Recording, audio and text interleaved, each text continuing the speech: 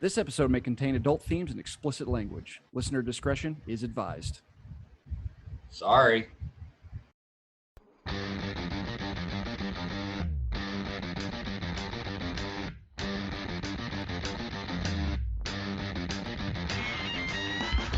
What's the trick in making my love stick? What's the trick? Hello, and welcome to the Film Critic and the Common Man podcast. Other film podcasts might take regular camera shots. We only take camera shots if drones are involved. Every episode, we discuss a film from the perspective of a film critic and the perspective of a common man. We may not agree, but it certainly won't be boring. I am your co-host, Ben Miller. I write about films for my own site, Ice Cream for Freaks, and I'm a member of the North Texas Film Critics Association, as well as the International Film Society Critics. You can hear me guest on other pods at the David Thewlis of podcasting. And I'm joined by my brother and common man co-host, Jake Miller. How you doing, buddy? Doing great. How about you? I'm doing all right. We get to talk about one of the newest movies we've ever had the chance to talk about, and one with some interesting background for yourself as far as your foundation with it. So let's get right into it.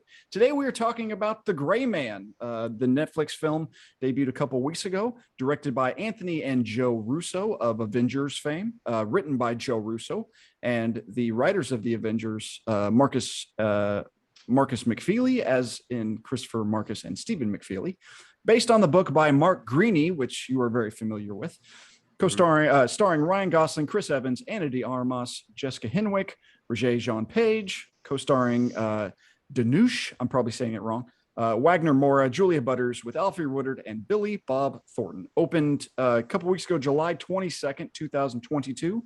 Not necessarily any box office information since this is a Netflix movie, but since Netflix doesn't necessarily report their earnings, but according to their press release, was the most watched film in 84 countries, 88.55 million hours watched in the first 3 days. So in theory, there's a lot of people watched it.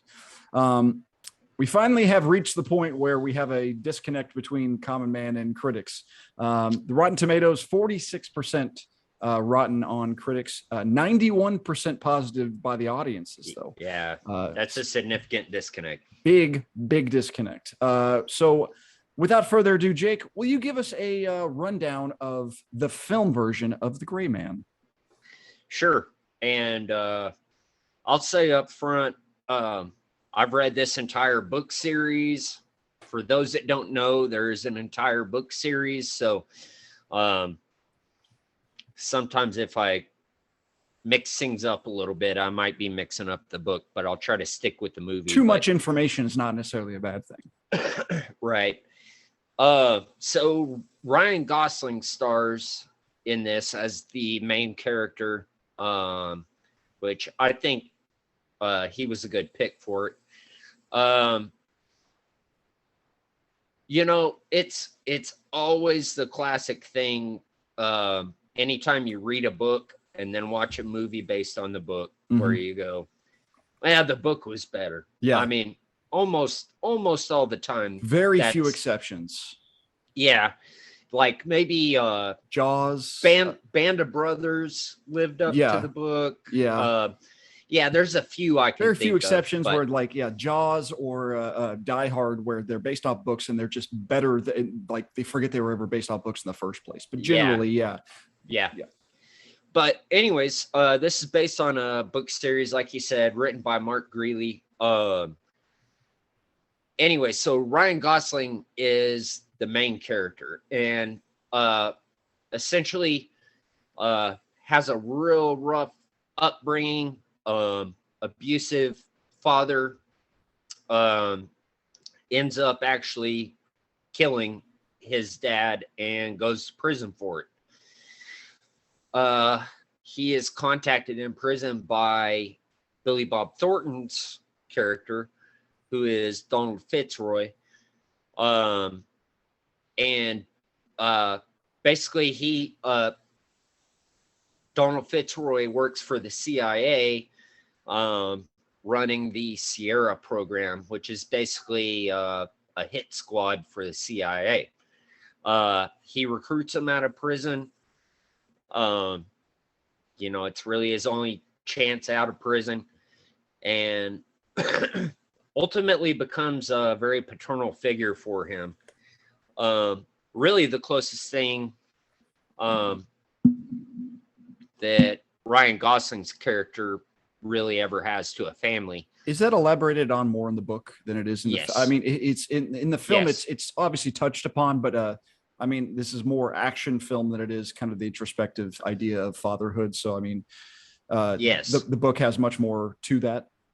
Yeah, there's a lot more background. It goes a lot more in depth as far as the relationship between the main character and Donald Fitzroy, and subsequently his niece, who he helps raise. Okay. So yeah, there's more background there. Basically, Ryan Gosling's character is recruited into a covert CIA program to be the CIA's badass, basically. When people need to die, this is the guy you call. Yep. And he goes and takes care of it. So really action-packed. He ends up uncovering conspiracies involving the director of CIA's covert operations, Denny Carmichael. Yes, it's Roger Jean Page in the film. Yes. Yeah, and so it's kind of a basically there's a conspiracy going on. It's kind of a collaboration between CIA and the military-industrial complex, and basically, that kind of thing. Yeah. But anyways, he comes across it. He's recruited really because he's expendable. He's a convicted felon, willing to commit violence, very adept at picking up training and all that. Well, once they figure out that he has compromising information on the agency, they basically unleash the hounds. All of the covert hit teams that they have across the world are targeting the main character. Who is does he actually have a name in the books? Because in the film, he's only called CR6. He does. He does. Okay. Yes. And that's kind of funny. That's something I asked my wife. We watched this together last night, and I asked her, I said, do they ever say who he is? He's just known as Six. I didn't want to let it out of the box quite yet. Yeah. Sorry. But yeah, I'll get to that later. Okay. But yeah, so basically there's a global manhunt against him. Basically, I mean, his country turns on him, and they're hunting him down everywhere in the world. Like I mentioned earlier, he's got a close connection to his handler, Donald Fitzroy, and has become personally close to him and his niece, Claire. Yes. And it's kind of basically his handler and the niece, Claire, get compromised and taken hostage, and it's reminiscent of like a Man on Fire. Yes. Type of a thing. And so even though this is kind of a down and dirty, expendable dude, that'll work for the highest bidder, he still has principles. Sure. And he's still very connected to Fitzroy and his niece, and there's certain things he's not willing to do. Yeah. And Chris Evans plays Lloyd Hansen, the main guy who is chasing after Six the whole time. The antagonist, the primary antagonist. Yes, the primary antagonist. Yeah. So I mean, overall, like there's a lot of surprising amount of characters for a pretty straightforward action film. There's a lot of interesting interwoven characters. Is there anybody like in the book, the original? So there's a series of books, and this is obviously based off of the first in that series. Yeah, out of 11 books. Out of 11 books. Okay, so this is almost like a Jack Which Reacher I've type. listened to all of them. So this is like a Jack Reacher type where it's the main character's there and they just do some different stuff throughout the times. But I mean, the main character is the focus of the first film, The Gray Man, the first book. And okay. And the funny thing is that like Jack Ryan to Tom Clancy is this character for Mark Greaney, and oddly enough, well, I guess it's not odd; it makes sense, but. Whenever Tom Clancy passed away, Mark Greaney is actually the writer that picked up the Jack Ryan character and kept it going. Oh, okay. So he's kind of got that experience of having the one through line in the various. Okay, that's right. Good. That's okay. So that makes a lot of sense. And I mean, there's a part of this film that had a lot of that feel of like Hunt for Red October, Patriot Games kind of through line of seeing where it could go. Okay, so you watched it for this. So obviously you have feelings based off of the book, but what are your overall feelings of the film itself? The film itself, I mean, I definitely, so I've read all 11 books in the series, and I just found out today there's a 12th coming out next year. Oh, and okay. So I look forward to listening to that. But as someone that's so invested in the books, the movie rarely is gonna, get there. I mean, it's one of those things where you see a character and you're like, that's not what he looks like. Not how I imagined him to be. Yeah. Like Denny Carmichael. Yes. Who's the head of covert operations for the CIA. I pictured him as an old white guy. And then I'm like, he's a young black guy. He's handsome and charismatic and yeah. So yeah. Okay, that's just not how I pictured him. But overall, I thought it stuck close enough to the book. There were some significant differences, and I know a lot of background, and so Six's character was way more developed in the book series. And I think that's just a natural limitation to movies, you know, whenever you can write 11 books. Yeah. And not to mention, you know, inner monologues and feelings. Exactly. It's a lot easier to say, oh, you know, he was conflicted about this than to convey that. Like, so, And I mean, Netflix it's trying to develop a product that people are going to watch as opposed to, So, I mean, that makes sense. Yeah. So obviously in the books, there's a lot more inner monologue, and you understand more of the internal conflict, you know, kind of that man versus man conflict and so on and so forth, that you can get in books that just don't translate to movies or necessarily. I mean, you know, but anyways, he basically ends up kind of like with Man on Fire, like going on a killing tear. spree, and everyone's trying to get him. Yeah. And his handler, Donald Fitzroy, played by Billy Bob Thornton, ends up getting captured and killed, but he's able to rescue his niece, and you really see more of a human side to him and in that relationship rather than, you know, just a cold-blooded killer. Yeah. I mean, he proves himself to be a good guy ultimately, not only a gun for hire, even though he is a gun for hire. But I really enjoyed the movie. I thought it was a good shoot 'em up action film. obviously there are things from the book that I'm like, well, that's not the way it went, Mhm. or Yeah, this yeah, and that, yeah. as you're always going to have. Sure. But I thought it was super entertaining. I really enjoyed it. I really liked it.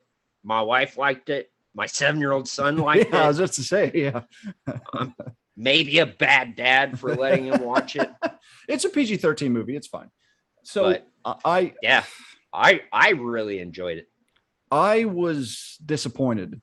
Not because of the content or any, like, it felt like everybody involved with the production was like, okay, let's set the cruise at 55 and get there and get to the end, as opposed to, it didn't feel like the only person that was working really hard was Chris Evans, coke dealer. I mean, Chris Evans is on a whole nother plane of existence of energy in this film, and Yeah. compared to everybody else. But everybody else seems to, everybody else is just kind of going through the motions. Like the first 5 minutes where Six is in prison and Fitzroy is in there talking to him about trying to get out and become a part of the Sierra program. I'm like, okay, it's like, critics are wrong. I like how this is tuned up. And then essentially after that scene, it never seemed like it would ever match that energy for me. And even the action scene, I'm like, okay, there's some cool stuff and they did some interesting things, but there's a lot of, like, well, it's like, that was pretty straightforward and not really all that visceral and not really, all that kind of stuff that's going on. But so it felt like it was a missed opportunity. It felt like there was a lot of cool stuff they could be doing and they weren't doing it.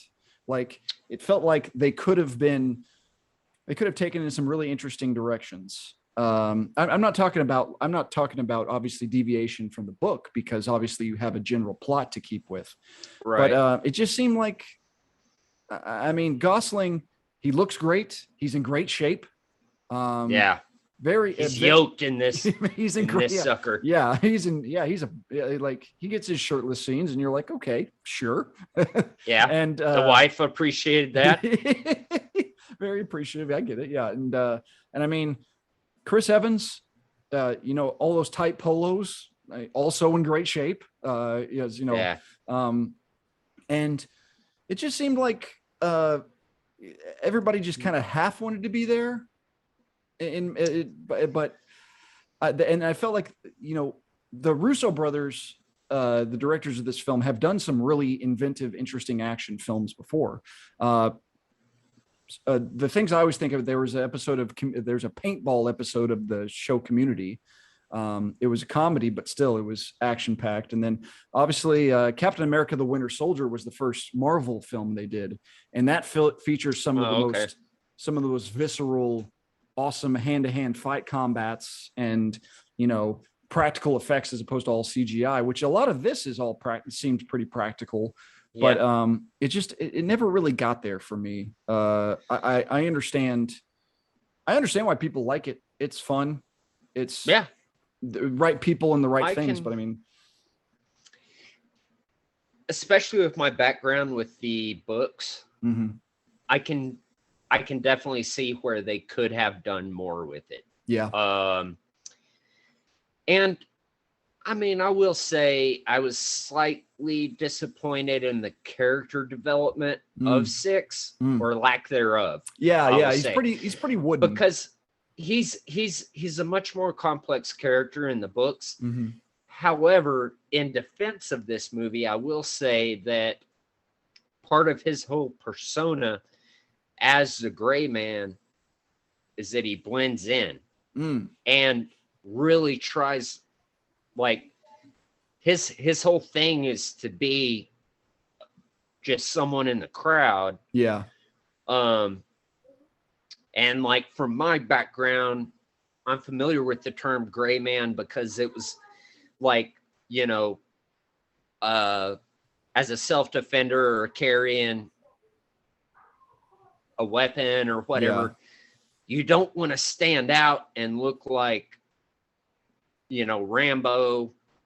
At the same time, you don't want to look like sheep victim.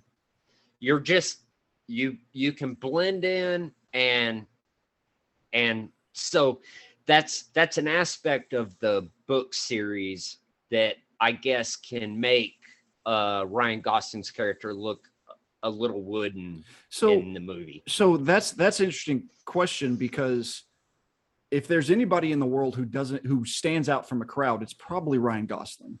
He's a very, very handsome man. And you can put a little goatee on him. Fella. It's a good looking guy but even if you put a good goatee on him, he doesn't necessarily, I think where is he at the beginning of the movie, in the Philippines, or wherever they start at the beginning, whenever he's on location. The idea being that he blends in the crowd and gets to wherever he's supposed to be. Okay. But I mean, it was in Bangkok, excuse me. So I mean, in your mind, shouldn't somebody kind of plainer be this character?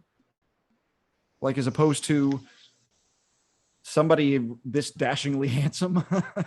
Yeah, maybe. Yeah. Maybe that's an interesting argument to make. I mean, yeah, I guess that is kind of a conflict that exists, is the gray man, and you have a 10. Yeah. Playing him. It's like, he's not the number 5 guy that you don't notice. Yeah. If you're scanning a crowd, so yeah. And overall, I mean, I'm a big fan of this movie, but that's something I did take exception with. As a bigger fan of the books, is like when he's in that nightclub, like wearing the flashy red suit. Yeah. That conflicts with the character in the books. He never wants to be able to stand out. It's always him blending in is the entire idea of his persona.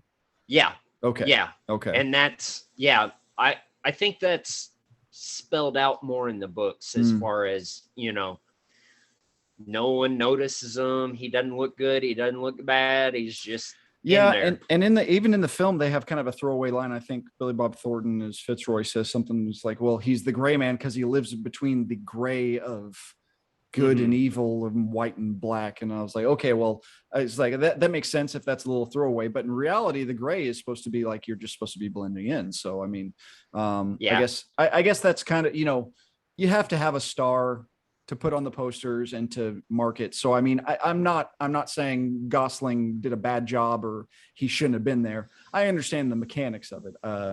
But okay. So the one person we haven't talked about is the character Danny Miranda, played by Ana de Armas in the film.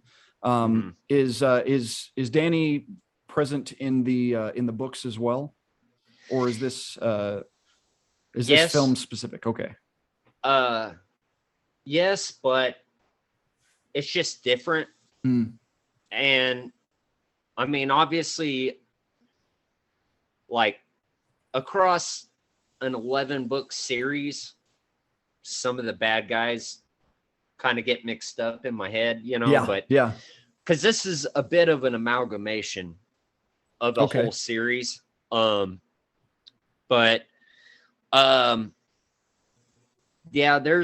There's like complex bad guys, and something I like about it is they're not even necessarily bad guys.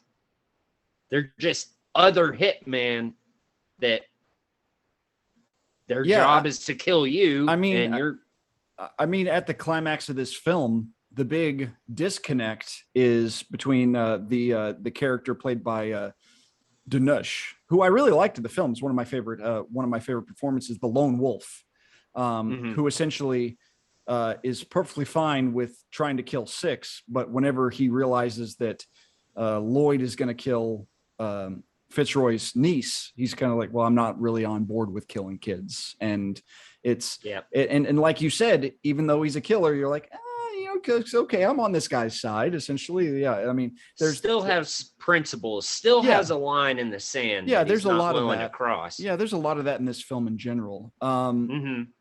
So I really like. I thought Ana de Armas did pretty good in this film. She's, as you said, as a not a bad character, not necessarily but more good than bad, obviously, just because the CIA asset essentially that helps or is a part of the is kind of the buffer system between the Sierra program and the CIA, and then she gets mixed up in it, and then she starts to help, and then she kind of is still CIA involved, and a lot of different moving parts. She always seems to. Films have especially in my experience, whenever they use Ana de Armas, they use her incorrectly or not enough. I use the film Skyfall, excuse me, the most recent Bond film, No Time to Die. She shows up and is in it for 10 minutes, is incredible, blows everybody off the screen, and is gone. And then you never see her again. And you're like, well, I need more of this. And this is heading in the right direction of at least the prominence in films. But I mean, once you said this, is like essentially Chris Evans is Lloyd and Denny Carmichael are essentially the only two characters who are like, okay, you guys are all evil. Right. Every other evil type character is not fully like there's complexity to it. They're either anti-heroes or like, yeah, they're a bad guy, but they've got redeeming qualities or something. Yeah, there's a lot more complexity. Yeah, really, Denny Carmichael and Lloyd are the only true antagonists throughout the whole thing, and there's no redeeming qualities to them. They're just bad.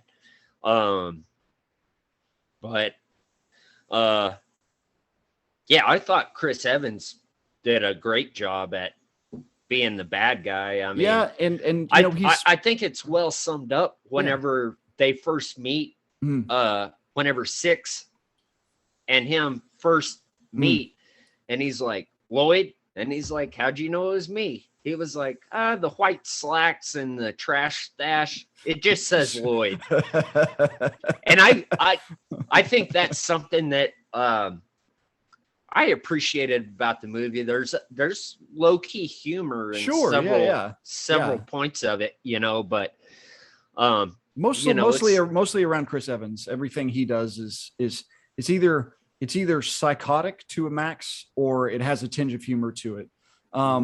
I have a feeling that Evans, he had spent the last 14 years being the embodiment of goodness in Captain America. And he's like, okay, I want to do the exact opposite of that. It probably had to be a little liberating, Absolutely. It's like I get to be a nasty bad guy. And his hair is dark as opposed to his lighter blonde whenever he's in Captain America. He's got the mustache. He's trash stash. He's I wish I looked that good in a mustache. I agree. Like whenever you see anybody with a mustache that looks good, you're just like, man, it works for you, doesn't work for most everybody else. I mean, so I look like a cop in the early 90s with only a look like you should. I'm like Super Troopers or something. Yeah, I'm like a extra on Chips. Yeah, I agree. Yeah. That's a good way to put it. So yeah, the Gosling, Evans, de Armas, the trifecta mainly being the ones that are mostly in the movie. It's always nice to see Billy Bob Thornton pop back up. You don't really see him much anymore. Yeah. So I almost didn't recognize him. I mean, I was almost like at first like he looks like Billy Bob Thornton. I was like, is that Billy Bob Thornton? I think it's Billy Bob Thornton. Yeah, obviously it is. So the big thing about this film is the thing that a lot of people are talking about as far as the narrative or the critical narrative around this film is the fact that it cost $200 million. It's one of those things where I look at it and I go, okay, that's it was good. It wasn't like, I don't think it is bad at any point. Like I kind of have a weird view of how I view films. Like if I say it's 2.5 out of 5 stars, it's a perfectly fine film, and I'll probably watch it again. Anything worse than that, it's like, okay, it was actively bad. But a middle of the road film, I have no problem with 2.5, and this is where it fits for me. But when I look at it, like I see a 2.5 star movie for $200 million, and I'm like, okay, that always plays into a factor of it. I mean, it seems like now I can't say how successful that is. If Netflix doesn't care, then why would I care? But it's just kind of like, well, where'd all the money go? I mean, they kind of blew up that castle at the end. How much was to pay for that castle? I mean, all the, it's not very, it wasn't very CGI heavy, even whenever, the big stunt where they out of the plane, they free fall for a little bit. It's not very long. So, I mean, I hated that one. You weren't just based off of your own experiences? Yeah. My wife, surprised me with a skydiving trip when I turned 30, and turns out I hate falling out of airplanes. I've also that turned my stomach. I've also skydived, and I actually really enjoyed it. But to each his own. My wife loves it, but sorry, I don't like falling to earth. So unsurprisingly, and I'm sure not a bad idea about it. Based off the books, they said the head of original films on Netflix, Scott Stuber, said we're excited to continue to partner with the Russo brothers and their team as they build out the Gray Man universe. So more films are on the way. It's not. I look forward to it. It's because there's a lot more you can do with this character. Yeah, that's true. I mean, and you can flesh that stuff out as it goes along. It's not necessarily like even if early incarnations don't go all that great, you're like, okay, well, you can always try again and then try to rough out the edges. So you're firmly on the side of I really liked it, I want more, and I'm kind of like, I'll probably I won't think about it anymore personally. Okay. I loved it. Very entertaining. My only criticisms are just as a lover of the book series. Where I'm like, I might not have picked that actor this or whatever, or that deviates. It's and it's always your own expectations as opposed to the reality of whatever this stuff is. All right, it is time for my favorite part of this podcast, and it is a poll for a dumbass. And Jake, normally I do filmmakers, the directors, to get you the poll for, but today I'm actually try to find a dumbass. Oh, there he is. Today we're actually going to do actor Billy Bob Thornton. Seeing him in this film, I'm like, you know what? I'm going to pick out some of his films as we go through and see how much of it you have seen. Okay, so starting at there's a lot of early roles where he was just a kind of a journeyman actor, and I won't mention some of those, but I will bring up a couple. Okay, so his kind of mainstream debut where anybody ever heard of him was a movie called One False Move with Bill Paxton. He also wrote it. Not know that one? Okay. Nope. 1993 was the first time he'd actually gotten any sort of mainstream attention. More specifically, was it that late? Wow. 1993 was the first time anybody's actually really seen him and stuff that I remember of him in. Specifically as Johnny Tyler in Tombstone. Oh, yes. Yes. I love him in that. Yes. And that's a great role. He's in it for 5 minutes, if that. Yeah. He doesn't even look like him. He's much heavy bigger. in that. Yes. Yeah. Yeah. Johnny, you may go now. That's Johnny. I didn't see you there. You may go now. That was a long-standing. You may go now. Yeah. Are you just gonna stand there and bleed, or skin that smoke wagon and get to work? Yeah. Yeah. I mean, that's great role. Great lines right in the middle of all that. So that's really the first time he's actually gotten any sort of mainstream attention. That same year, you ever see the film Indecent Proposal? Yes, but it's been a while. It also has been a while for me. It's been a real long while.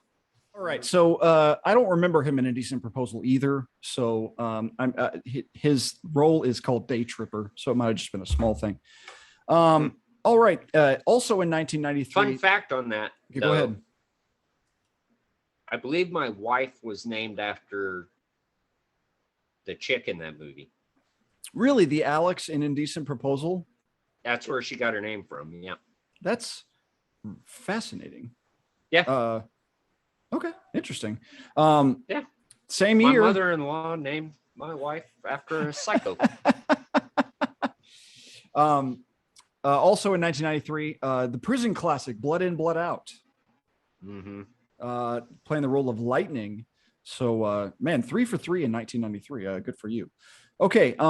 Moving along, as he was in a couple other things, other small things. 1995, Dead Man. Dead Man. It's a black and white Johnny Depp Western.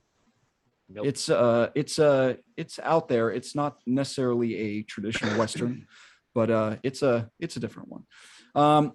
Okay, 1996, finally, where his superstardom has arisen. The writer and director of the film Sling Blade. Yeah, good one.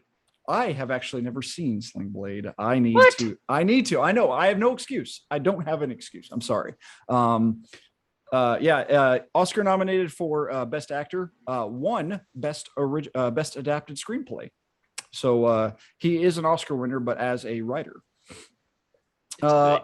All right. And I too like them biscuits and mustard. Biscuits and mustard. That's right. I know all the lines. I know all the stuff.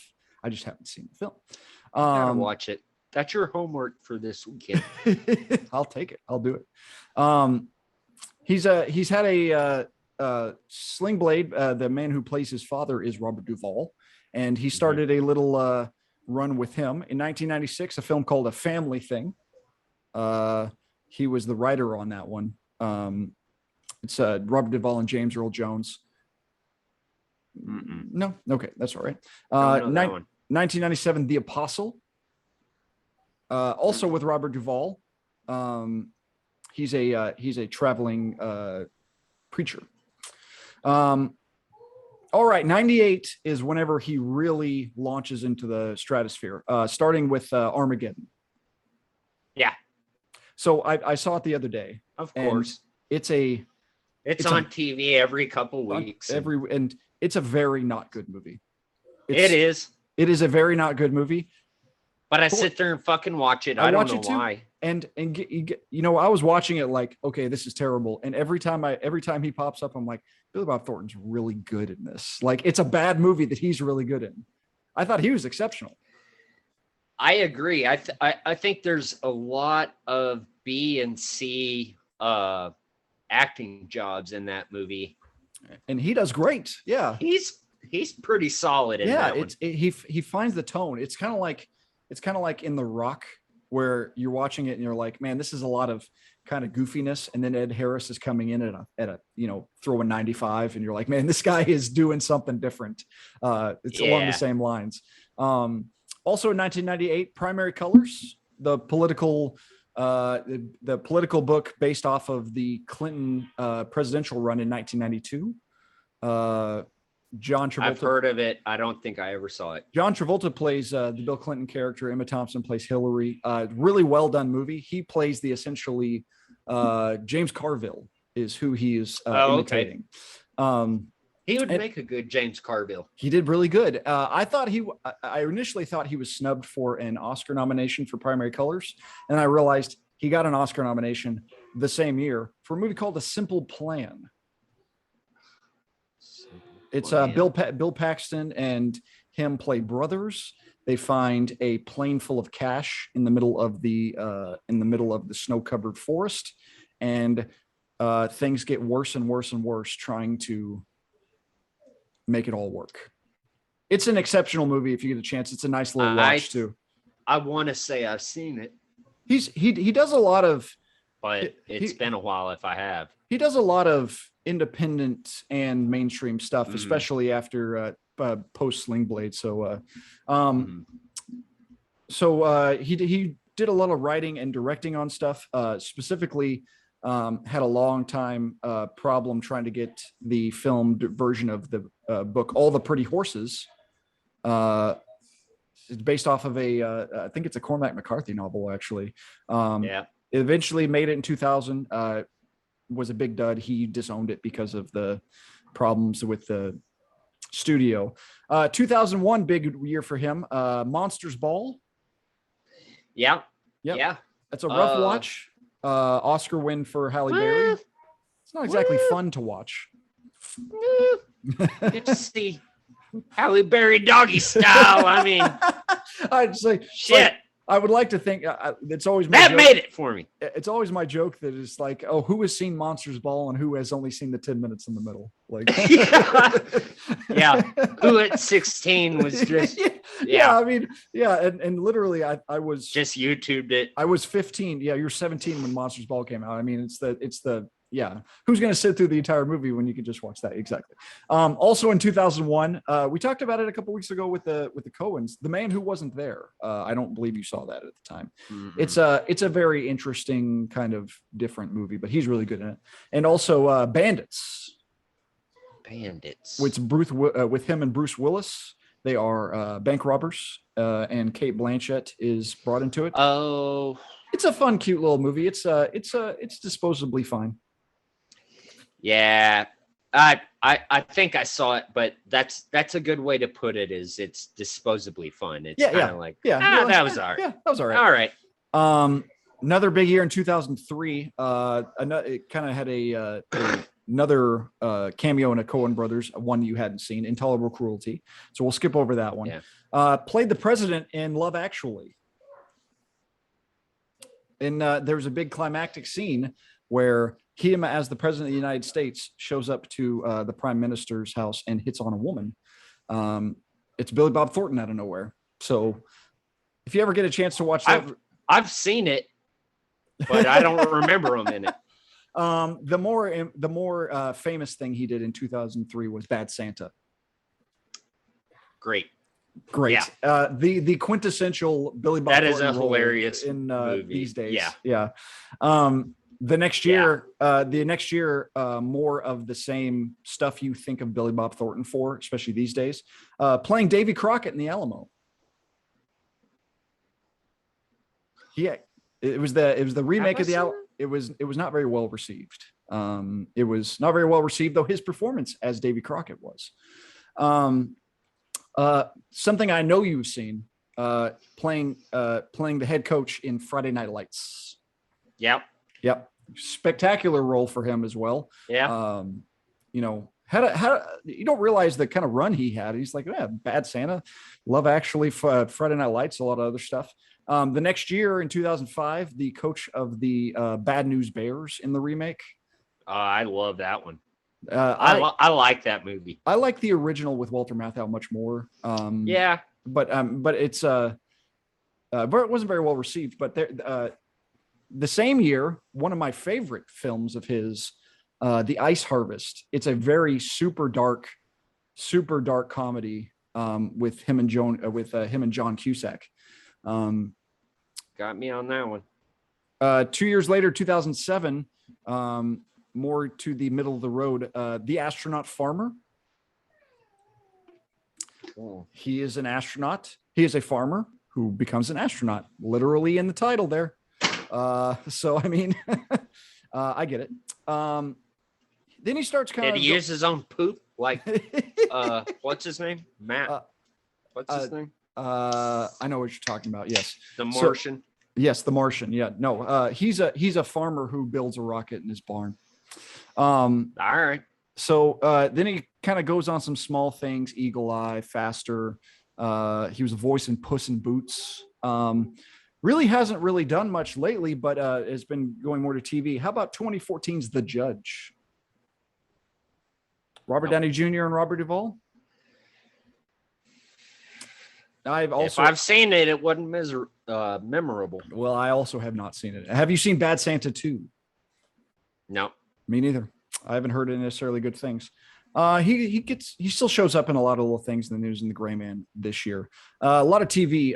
The version of the first season of Fargo, he was the main character, and then he was in a show called Goliath. But he was a lawyer. 32 episodes, I think, on Amazon. And he showed up lately on 1883, the Yellowstone prequel. Oh, really? As he played a marshal, I think, just in a one episode off. Huh. So yeah, interesting career for Billy Bob Thornton, skirting the lines between good stuff and bad stuff, and independent and more mainstream. So it's really interesting filmography from him. So that does it for a poll for a dumbass. You did pretty well, considering you went 3 for 3 in 93. It was impressive enough. So I mean, all right. Okay, so the Gray Man itself is much more of, in your mind, when you think the Gray Man, you think book first. Yeah, so that was my introduction to this story. Was a book. And so, I mean, as you know, I spent a lot of time on the road. And so I listened to a ton of audiobooks. And like last year, I listened to 64 audiobooks in 2021. So I have read this entire Gray Man series by Mark Greaney. I'll just pull it up. Are they named like Tom Clancy novels, or are they like The Gray Man Returns, The Gray Man Goes to Egypt, or Yeah, it's very Tom Clancy-esque, where they might have Jack Ryan, and then it's named Jack Ryan in The Sum of All Fears, Jake Ryan in Patriot Games. Okay, right. Okay. So he's an ongoing character. Gotcha. Okay, in this series, so it's the Gray Man, On Target, Ballistic, Deadeye, Backblast, Gunmetal Gray, Agent in Place, Mission Critical, 1 Minute Out, Relentless, and Sierra 6. And you said there's a 12th one coming.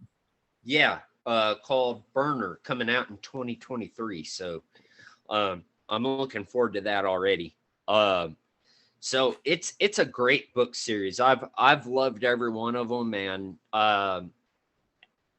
as with any book series, I mean, you can really develop the character, and to where you're feel like you know him, and what he's gonna do and things like that. So it's a great book series. And like I mentioned earlier, movies rarely live up to the books. I will say I thought the same thing about this. The books were better, but this was good. Yeah. I mean, I really enjoyed it. So, written by Mark Greaney. And let me see here. So yeah, Mark Greaney is #1 New York Times bestselling author, co-author of 7 Tom Clancy novels and Red Metal, co-written with Lieutenant Colonel Rip Rawlings. He's the best-selling author of 11 novels of NYT's best-selling Gray Man series. He is a machine from the looks of things, because dude, he is a book machine. Okay, so like, I don't know how he puts out that much content. I'm trying to follow really this, because Gray Man came out in 2009. There's a Gray Man there was another Gray Man in 2010. There was one in 2011. He also did a Jack Ryan in 2011. He did Jack Ryan in 2012. Back to Gray Man in 2013. Also did a Jack Ryan in 2013. In 2014, did 2 Tom Clancy's. In 15, did another Clancy. 16, did a Clancy and a Gray Man. 17, 18, 19, 20, 21, 22, and now 23 more Gray Mans. He is a machine. he is indeed. And something I really like about his books, they're thoroughly researched. He knows what he's talking about. He talks about specific pieces of gear, specific tactics. I mean, stuff that's real. I think he distinguishes himself and his stories from something like 007, Yeah. which is more just make believe Yeah. and could never happen. Like it's more based in reality and current events, I think. Makes sense. But yeah, in research for his works, Mark has traveled to dozens of countries, visited the Pentagon, military bases, and intelligence agencies, and trained alongside military and law enforcement. So, I mean, just based on my background, reading his books, he knows what he's talking about. He knows his stuff. Yeah. So, I like that about the books. We Very authentic. definitely seek them out, especially if you're on the road as much as Jake is and you have some time to spare. Yeah, right. if you're an avid reader or avid listener, whatever the case may be, I recommend it, especially if you're into this kind of shit.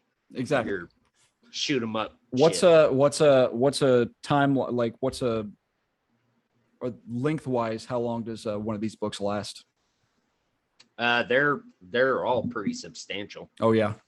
They're not just little quick reads. Let's see. I can just real quickly pull up this. Let's see. The movie's only 206, which is shorter than I was expecting. Yeah, so the last one I read was 21 hours and 21 minutes. Wow. They're all about that. Like okay. About 2 days worth wow. a day. Like two days of heavy driving worth. Like yeah. So I mean that makes sense. Okay. Yeah, driving 10, 12 hours a day. So well, that just shows you how much tells the world how much you're driving every week. All right, Jake, I think it's time. You know it's time. I know it's time. Get in the hot box. I'm in the hot box. What you got for me? All right. So, something interesting about this movie, which I think there's a lot of comparisons to be made, like with the Jason Bourne series. Yeah. Or the Terminal List that recently came out on Amazon Prime with Chris Pratt. But this movie has a very heavy international focus. Yes. You know, they're in Prague, they're in Bangkok, Brussels, they're in London, yes. Bangkok. All right. So most people know this because most of our audience is our mom and our wives, but and our close friends. Yeah. We're extensive international travelers. Very much so, yes. We spent a lot of time traveling the world back in our younger days. Mm-hmm. So I gotta say, what's your favorite international destination, and what is your least favorite international destination? Okay, so I'm basing it off of the term of vacationing as opposed to I'm not going to be mean and count where we actually lived. It's like, oh, I mean, you could, so, but you know, I was always a fan, just because, you know, I guess just being the dumb American, if you're in any place that speaks English, it's that much easier. That's nice. It's nice. I loved every time we ever went to London.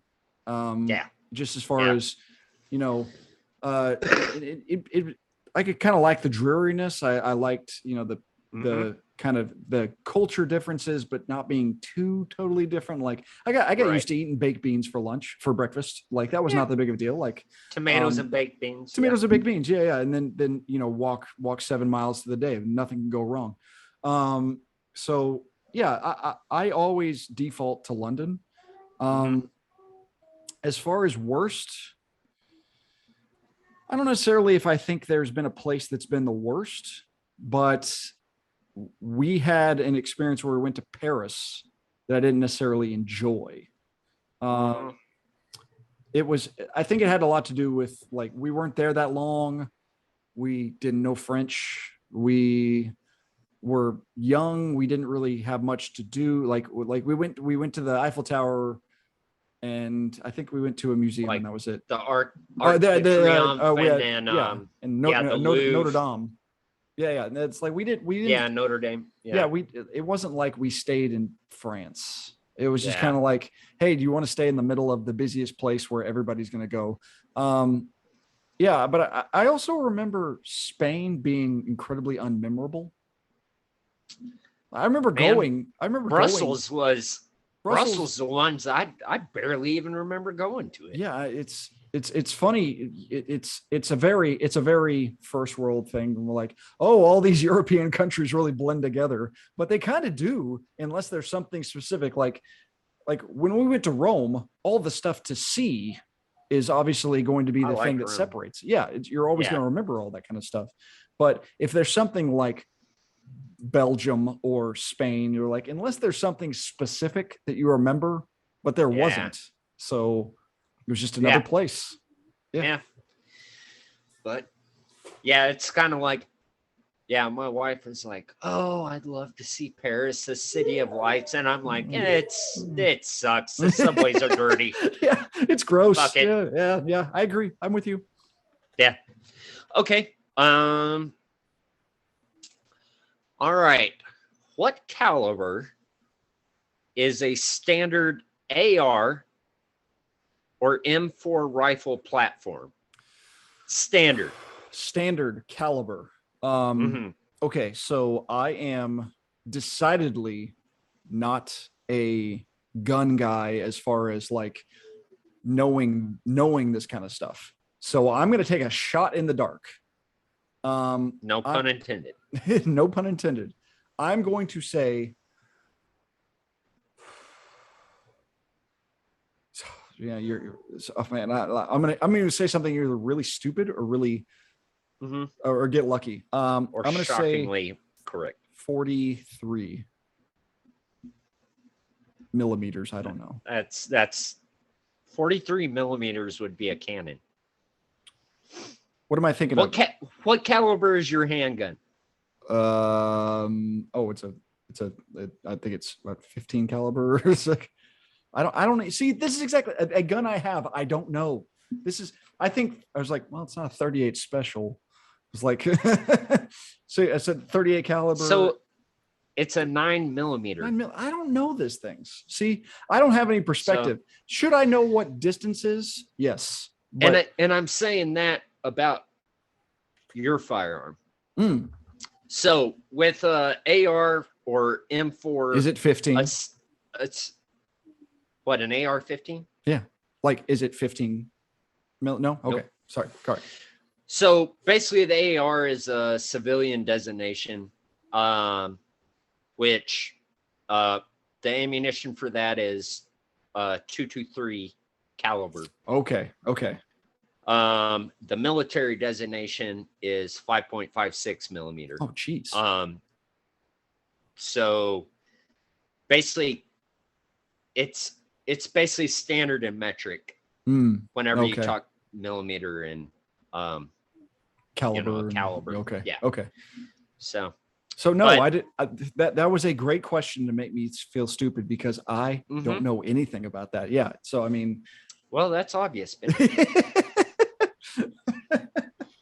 Well, I mean, Jake, who won Best Picture in 1937? Okay. Like, see, it's like we should be nice. Okay. Right. All right. What else you got for me? Okay. So I think you've already answered this, but this is something that comes from the book.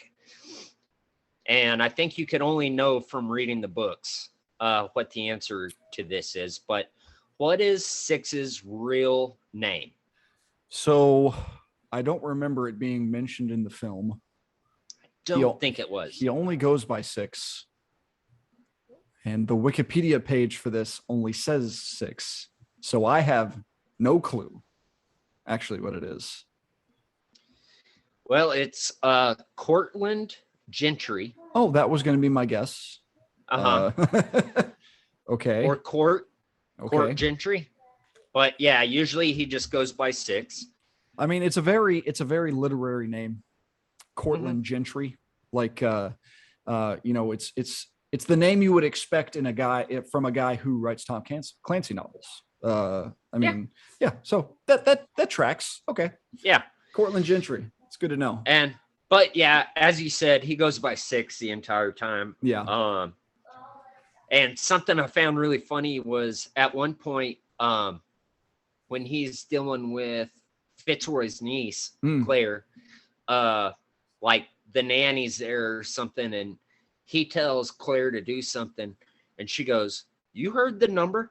I didn't even notice that one. As opposed to "You heard the man," you know. She goes, "You heard the number?" Yeah, it's a good one. Cortland. Okay. Yeah, okay. But yeah, his real name's Cortland Gentry. All right. So this is something else that's heavily addressed in the books, but not in the movie. Okay. So they talk about the Sierra program. Yes. All right. So I would say in the books, it's much more, they go into a lot more background as far as what that is, what that program is. Okay. And it's much more of a hit team as opposed to these lone wolves. Okay. I think the Sierra program's depicted more in the movie as a lone wolf program. Like independent guys. Okay. Yeah. Whereas this is more of like a SWAT team for the CIA.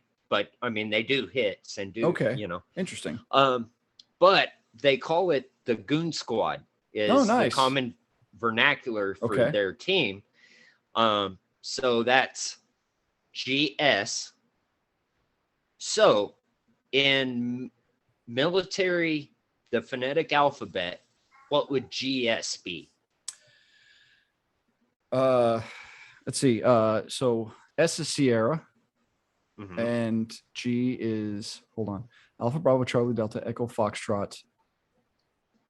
Oh man, it's gonna yeah, it's gonna piss you off. It's gonna make me mad. I know what it is. You know it. I know what it is. I know the what is it?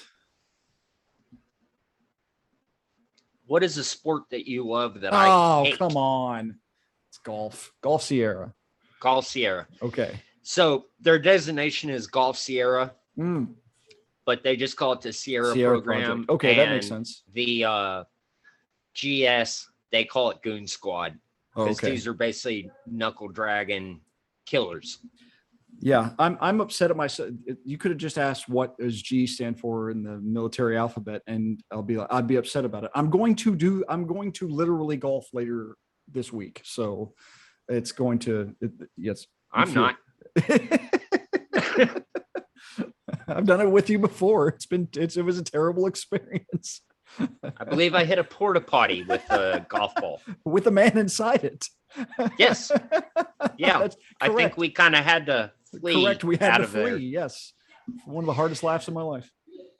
All right. So in this movie, Ryan Gosling, main character, is an operative for the CIA. Yes. So I have a 2-part question for you. Okay. A, where is CIA headquarters located? And within those headquarters, there is a memorial wall commemorating every CIA operative that has given their life in service in the line of duty. So, A, where is the headquarters located? And B, how many stars are on that wall? Well, one, it's Langley, Virginia. Correct.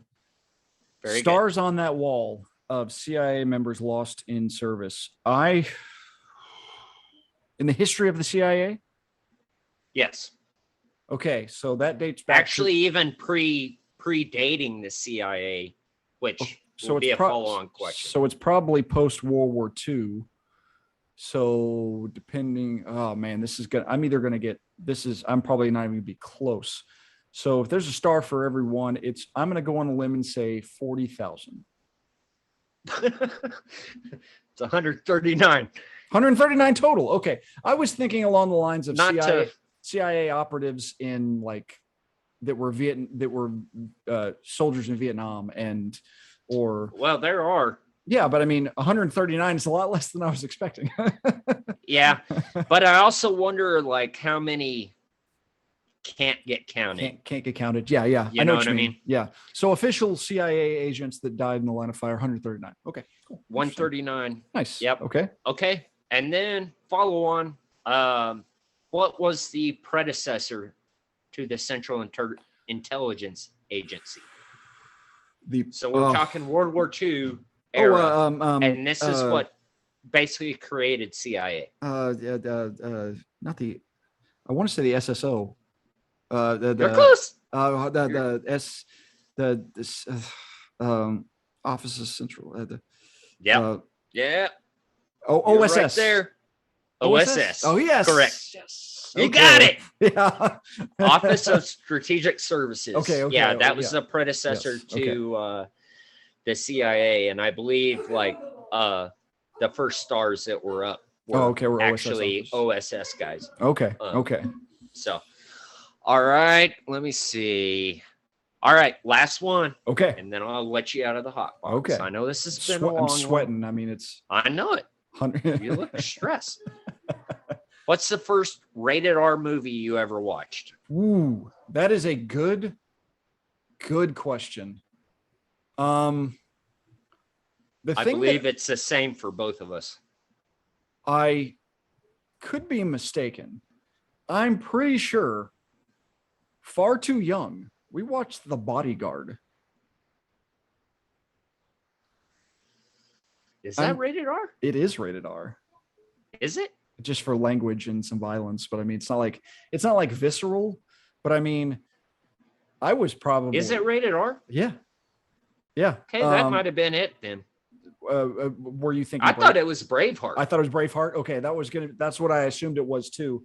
Then I thought about it, and I think we watched Bodyguard before. For some reason, I remember Bodyguards are. I remember watching The Bodyguard with our parents for some reason, and it was like The Bodyguard was kind of this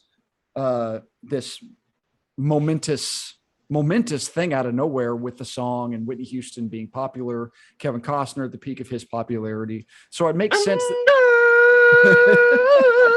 Oh, yes. Sorry. And Dolly Parton getting all those royalties and, but I mean, Braveheart was the other one. I remember specifically wanting to watch Braveheart, and our mom being worried about it. And then because I think you cried at the film adaptation of Lord of the Flies, and that was the thing that made her worried. So, and then we saw the guy who kills Mel Gibson's wife. We see his throat get cut, and we're just like cheering in the and the guy getting hit in the face with the mace. Like, we were boys. It was awesome. Like, that was great. Yes, it was perfect. So I mean, if it was not Bodyguard, you're right. I was probably it was one of those two. I forgot about Bodyguard. If that's rated R, then that might have been it. But so yeah. All right. Ben, I'm free. You're free to go. Okay. Before we go, what is your film rating of The Gray Man? Really like it. It's a like. I won't get it a love it. Yeah. Mostly I think because I'm biased because of the books. Because of the books. That makes sense. But really enjoyed it. Yeah, very entertaining. And so did your wife, and so did your 7-year-old. Yeah. Speaking of watching inappropriate movies. In our defense, it is a PG-13 movie. So I mean, it's fine. It's fine. Yeah. I give it 2.5 out of 5 stars. So by my standards, middle of the road personally. All right. I think that does it for this episode of the Film Critic and the Common Man. Thanks so much for joining us, everyone. You can follow me on Twitter at NebIsBen, on Letterboxd at Neb810, on Instagram at Ben Miller Movies. Check out my website at icecreamforfreaks.com. You can follow my other writing on the Film Experience and Cinema Scholars. You can find me on other pods, as I am the David Thewlis of podcasting. I get to write about all sorts. I love getting to talk about The Gray Man, and then I'm writing about the 1992 Edwardian film Howard's End next week. So, I mean, it's obviously that's what you want to talk about, right? You have deep feelings about class warfare. Do I? Jake, where can the people find you? Please don't. Make sure to follow the podcast on Twitter at Critic Common Pod. Please like, subscribe, rate, and review. You can find the pod anywhere you get your podcast. Good Pods on Apple, Stitcher, Google, Amazon, pretty much anywhere you want to find it. We will catch you next time. Thanks so much for joining us, everyone. What's the trick? What's the trick? In making my love stick. What's the trick?